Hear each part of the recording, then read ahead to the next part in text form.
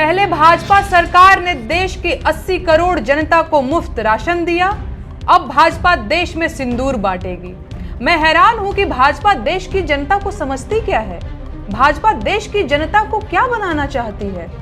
भाजपा के एक नेता क्रोनोलॉजी की बात करते हैं तो क्रोनोलॉजी मैं समझाती हूं। समझिए, पहले ये लोग झूठ बोलकर और 2 करोड़ नौकरियों का झांसा देकर सत्ता में आए, फिर इन्होंने हिंदू मुसलमान का खेल खेलना शुरू किया, लोगों को आपस में लड़वाया, फिर मुसलमानों की मॉब लिंचिंग हुई, फिर आतंकवाद और भ्रष्टाचार से लड़ने के लिए नोटबंदी हुई, मध्य वर्ग के लोग निम्न वर्ग में आ गए और गरीब लोग सड़क पर आ गए। इसमें इंटरेस्टिंग बात यह है कि ब्लैक मनी पर लगाम लगाने की बात कहने वाली सरकार 1000 और 500 के नोट बंद करने के बाद 2000 के नोट लेकर आई, जबकि 2000 के नोट के फॉर्म में काले धन को छुपाना और ज्यादा आसान हो जाता है।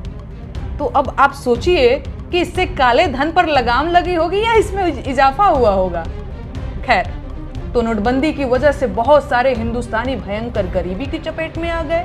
लेकिन इस दौरान मोदी जी की सरकार नौकरी के सवालों के जवाब में हिंदू मुसलमान की बातें करती रही। गरीबी से घिरी जनता ने जब विदेशों से लाए जाने वाले काले धन की बात करके 15 लाख की मांग की तो उसे पूरी बेहयाई के साथ खीसे निपोर कर चुनावी जुमला बता दिया गया और गरीब जनता बेचारी हक्का बक्का होकर मुंह ताकती रह गई। फिर आया कोरोना, लॉकडाउन लगा, दवाइयों और ऑक्सीजन की कमी से लाखों लोग मरे और बर्बाद हो गए।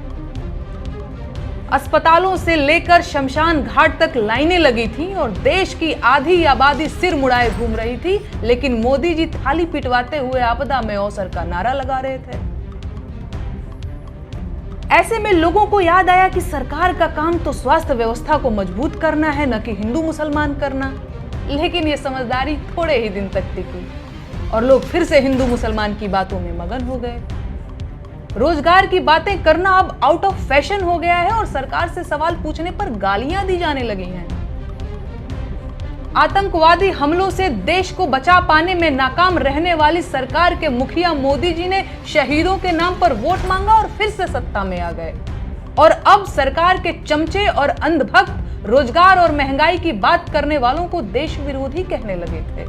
तो जाहिर है, भयंकर गरीबी और बेरोजगारी, महंगाई के बावजूद लोगों ने इन सवालों को छोड़ दिया और आज हालत यह है कि देश की 80 करोड़ जनता सरकारी खैरात पर जिंदा है। मेरे ऊपर सरकार से सवाल पूछने के लिए देशद्रोह का मुकदमा दर्ज किया जा चुका है और सरकार देश भर को अपना सिंदूर देना चाहती है। अब मुफ्त सरकारी अनाज खाएंगे तो सरकार का सिंदूर लेना भी पड़ेगा और लगाना भी पड़ेगा। मैं हैरान हूं कि क्या जनता अभी तक सच में ये नहीं जान पाई है कि भाजपा की सरकार आम जनता को समझती क्या है।